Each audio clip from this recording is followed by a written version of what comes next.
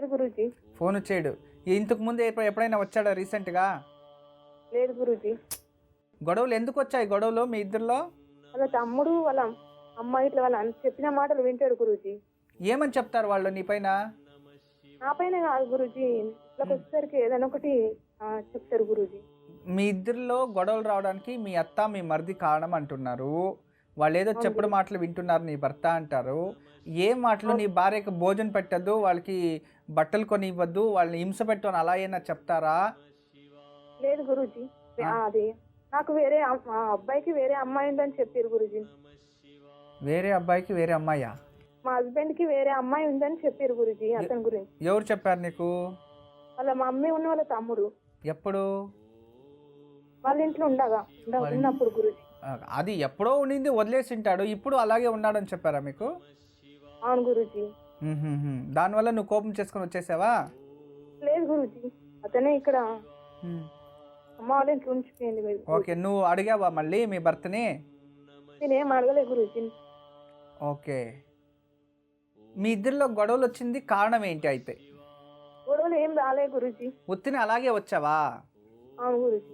సరే తల్లి, నువ్వు ఇంకేం కంగారు పడకో, నీకు మంచిదే జరుగుతుంది. నేను కొన్ని పరిహారాలు ఇస్తాను, చెయ్యి. నాన్నగారు ఏం పని చేస్తారు? నాన్నగారు కూడా గోల్డ్ వర్క్ చేస్తాడు గురూజీ. గోల్డ్ వర్కే చేస్తావు, ఎందుకంటే నీ జాతకంలో చాలా కష్టాలు తల్లి. చిన్న వయసుకి అన్నీ చూసేసావు నువ్వు.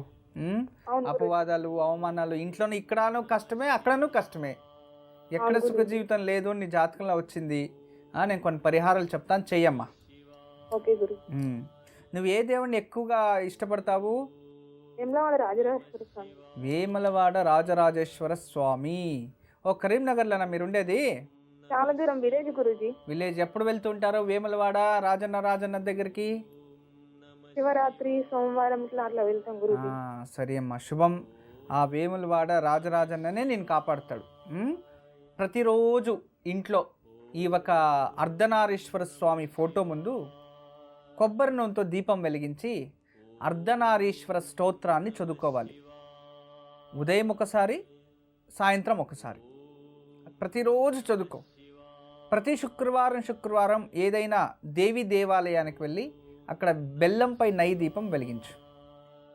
మంగళవారం దుర్గాదేవి దేవాలయంలో వేప నూనెతో 2 దీపాలు వెలిగించు, మట్టి ప్రమిదలను వెలిగించు. 16 వారాలు, ఈ 16 వారాలు చేసుకొని రోజు అర్ధనారీశ్వర స్తోత్రం చదువుకోవాలి. పౌర్ణమి రోజు మాత్రం విష్ణు ఆలయానికి వెళ్ళి ఒక తులసి మాల ఇచ్చి లక్ష్మీనారాయణ హృదయ స్తోత్రాన్ని చదువుకోవాలి. లక్ష్మీనారాయణ హృదయ స్తోత్రాన్ని ఇలా నువ్వు చేస్తూ వస్తే తల్లి, ఒక 11 మాసాల దాకా రోజు రోజుకి నీ భర్తకు మీపై ప్రేమ కలిగి మీ దగ్గర చక్కగా ఉంటాడు. ఏదైనా ఇలాంటి ఒక పరస్త్రీ సహవాస దోషాలుంటే అవి కూడా దూరం అయిపోతాయి తల్లి. మీరు అయినంత వరకు లలితా సహస్రనామ, లలితా ఖడ్గమాల ఇలాంటివి ఏదైనా ఉంటే మీకు తెలిసింటే చదువుకోండి తల్లి. శుభం జరుగుతుందమ్మా. ఎప్పుడు ఆ పరమేశ్వరుని ఆశీస్సులు మీపై ఉండాలి తల్లి. నమస్తే. గురూజీ, నంద్యాల నుంచి ముత్యావతి కాలర్ లైన్లో ఉన్నారు, వారితో మాట్లాడదాం. హలో. నమస్తే అండి ముత్యావతి గారు, ఎవరి గురించి తెలుసుకోవాలనుకుంటున్నారు? మనవరాలండి పూజిత. నక్షత్రం తెలీదు అమ్మాయి సంవత్సరం కూడా క్లియర్ గా తెలియదు. వాళ్ళ మమ్మీ లేదు. సుమారు ఎంత వయసు ఉంటుంది అమ్మాయికి? ఇప్పుడు 18 సంవత్సరాలు ఉంటాయి మేడం. సరేనండి, మాట్లాడాను గురూజీతో. నమస్తే అమ్మా. నమస్తే స్వామీజీ, మీ పాదాలకు శతకోటి వందనాలు స్వామీజీ. మా మనవరాల గురించి చెప్పాలనుకుంటున్నాను స్వామీజీ. ఆ అమ్మాయికి 12 సంవత్సరాలు వచ్చిన తర్వాత టైఫాయిడ్ జ్వరం వచ్చింది స్వామీజీ. పైశాచిక విషమ జ్వరం, కాళ్ళు చేతులు అట్లా సచ్చులాగా వచ్చేసి పడిపోతుంది స్వామీజీ. వీక్నెస్ ఉంది, వీక్నెస్ లాగా వచ్చేసింది స్వామీజీ అమ్మాయికి. అంటే అమ్మాయి పుష్పవతి అయిన తర్వాత జ్వరం వచ్చిందా, బిఫోర్ జ్వరం వచ్చిందా? లేదు స్వామీజీ, ముందే వచ్చింది. అమ్మవారు పోసింది, టైఫాయిడ్ వచ్చింది, అమ్మవారు పోసింది అనమాట, దాంట్లో వచ్చేసింది స్వామీజీ. ఆ టైంకి పుష్పవతి అయినిందా అమ్మాయి? తర్వాత అయింది స్వామీజీ. అప్పుడు 12 సంవత్సరాల తర్వాత 13 సంవత్సరాల తర్వాత అయింది మళ్ళా. ఓకే, అంటే ఒక సంవత్సరం ముందుగానే అయ్యింది. ఇది వచ్చిందనమాట ఈ జబ్బు అనేది. అవును అవును స్వామీజీ. ఫిట్స్ మాత్రం ఏమైనా వచ్చింది ఆ టైంలో? అట్లే వస్తుంది స్వామీజీ. నిమ్స్ కి తీసుకెళ్ళాము హైదరాబాద్ లో, ఇక్కడ కర్నూలులో చూపించినా మాకేం తెలియట్లేదంటే నిమ్స్ లో చూపించాము. అక్కడేమో వాళ్ళు ఇట్లా ఫిట్స్ లాంటివి అని చెప్పారు స్వామీజీ ఆమెకి. అదే చిన్న మెదడు పెరగటం లేదు అని చెప్పారు స్వామీజీ. ఎన్ని మందులు వాడుతున్నాము ఆమెకి, ఎన్నో మీరు ఇంత ముందు చెప్పారు, పూజలు అయితే చేస్తున్నాము స్వామీజీ ఆమెకి. ఆ పూజలు చేసిన తర్వాత ఆమెలో ఏదైనా మార్పు వచ్చిందా? ఇంక ఇప్పుడు ఏ మందులు తింటలేదు. అట్లే కొంచెం ఇదివరకు మీద ఇప్పుడు కొంచెం మైండ్ చక్కగా ఉంది కానీ నడవటం లేదు, సరిగా సొరుగుతా పడుతుంది స్వామీజీ. ఓకే తల్లి, ఇప్పుడు 18 సంవత్సరాలు. అవును స్వామీజీ. సరే అమ్మా, ఎవరినైనా అడిగి కస్తూరి అని అడగండి. కస్తూరి మృగం అని ఉంటుంది, జింకల మాదిరి. దాంట్లో ఇంతింట్లా రౌండ్గా ఉదిరిపోతాయి అనమాట. దాన్ని తెచ్చి కస్తూరి తిలక అంటాం. తిరుమలలో తిరుపతి వెంకటేశ్వరుని కస్తూరి తిలకం పెడతారు, అలాంటి కస్తూరి దొరుకుతుంది. దాన్ని తెచ్చి నాటు ఆవు పాలల్లో రోజుకి ఆ కస్తూరిని చీపురు పుల్లతో ఇలా తీసుకుంటే ఎంత వస్తుందో దానిపైన అంతే కస్తూరిలో కలిపి ఆ పాలల్లో కలిపి రోజు ఒక గ్లాస్ ఇవ్వాలి. అలా ఒక 6 నెలల నుంచి 1 సంవత్సరం చేస్తే తల్లి, మీ మనమరాలా మీ కూతురు ఈమె బాగా చక్కగా రెడీ అయిపోతుందమ్మా. దేహంలో శక్తి, పుష్టి, కాంతి అన్నీ వస్తాయి. పిట్స్ కూడా రాదు, రెడీ అయిపోతుంది. లేదు అన్నా ఈ ఒక చెట్లు వస్తాయి, కామ కస్తూరి అనేది ఒక చెట్టు వస్తుంది, గమ సువాసన ఉంటుంది. దాని విత్తనాలు కూడా దొరుకుతాయి. మీ ఇంట్లో ఎవరికైనా చెప్పండి, ఇంటర్నెట్లో కొడితే దొరుకుతాయి. కామ కస్తూరి విత్తనాలు అంటే గుమగుమలు ఉంటాయి. ఆ గుమగుమగా స్మెల్ వస్తూ ఉంటుంది ఆ చెట్లు. దాని ఇంటి దగ్గర చెల్తే అది ఈ మనం ఆకుకూర ఎలా వస్తుందో అలా చెట్టు వస్తుంది, గుమగుమ అంటూ ఉంటుంది.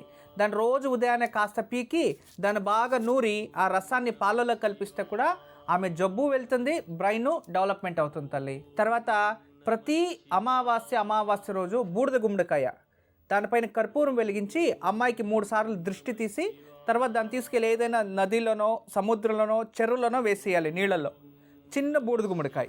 అలా ఒక 11 మాసాలు చేస్తే అమ్మాయికి ఏదైనా దోషాలు, తెలియని దోషాలు, గ్రహబాధలో ఇలాంటివి ఏదైనా ఉంటే అవి దూరం అయిపోతాయి. ఆ ఒక నెగిటివ్ ఆరో ఎనర్జీ పెరుగుతుంది. ఆమెలో ఉన్న నెగిటివ్ అది ఆకర్షణ చేసుకొని నీళ్ళలో కలిసిపోతుంది అనమాట. మంచిదవుతుంది తల్లి. ఇలా నేను చక్కగా చెప్పించండి. అమ్మాయికి ఎప్పుడు కూడా ఈ ఒక ముద్ర అంటే చిటికన వేలు తర్వాత ఈ ఒక బొట్టన వేలు 2 నైట్, ఈ రెండుకి ఒక ఇన్సులేషన్ టేప్ వేసి పనిపెట్టేయండి నైట్.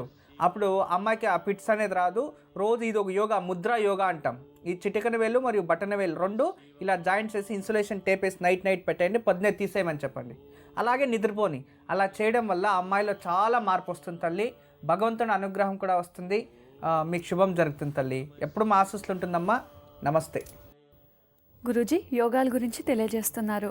ఇక ఈరోజు మనము అప్పుడే క్రకచ యోగం గురించి మనం మాట్లాడుకున్నాం. ఇంకా చాలా యోగాలు ఉన్నాయి. ధనలక్ష్మి యోగం ఉంది, గృహ దీర్ఘాయు యోగం ఉంది, రాజయోగం ఎలా వస్తుంది, ప్రజాయోగం ఎలా వస్తుంది. ఇప్పుడు ఎలా ఉంటుందంటే వ్యాపార యోగం. ఎవరైతే వ్యాపారం జాతకంలో గ్రహాలు ఎక్కడుంటే అతని వ్యాపారం వచ్చేస్తుంది. అది ఒక యోగం కనబట్టాలి. జయాయోగం అంటే ఎప్పుడు ఇక మన కొందరు ఉంటారు రాజకీయంలో, వాళ్ళు ఎప్పుడూ విజయమే, ఇక ఓటమి అనేది ఉండాలి, గెలుస్తూనే ఉంటారు. వాళ్ళని ఏమంటారంటే అజయుడు, ఎప్పుడు విజయమే వాళ్ళకి. అలా కొన్ని ఉంటాయి, గృహయోగాలు ఉంటాయి. తర్వాత అది యోగము అని ఉంటుంది. అలా యోగాల గురించి చాలా ఉన్నాయి. ప్రతి ఒక్క మనిషిలో ఏదో ఒక యోగం ఉంటుంది. రాజ్యప్రాప్తి యోగం అని ఉంటుంది. రాజ్యప్రాప్తి యోగం వచ్చినప్పుడు సీఎం అవ్వాలంటే అయిపోతాడు, రాజ్యం ప్రాప్తిస్తుంది. అది పరిస్థితి. ఆ జాతకంలో ఆ యోగాలు చూసుకొని ఆ గ్రహాలు ఆ టైంకి వచ్చినప్పుడు ఏది ప్రయత్నించినా కూడా అయిపోతుంది. అందరూ అప్పుడప్పుడు గురుగారిని కలిసి, గురుగారు నా జాతకం చూడండి అంటే అందుకే చూసేదంటే ఇప్పుడు గ్రహాల్లో పుట్టినప్పుడు ఎక్కడున్నాయి, గోచారంలో ఎప్పుడొస్తాయి ఇలా గ్రహాలు, గోచారంలో వచ్చినప్పుడు ఆ యోగం అది ప్రాప్తి చేస్తుంది. మనకి ఎప్పుడు ఏ యోగం కలిసి వస్తుంది,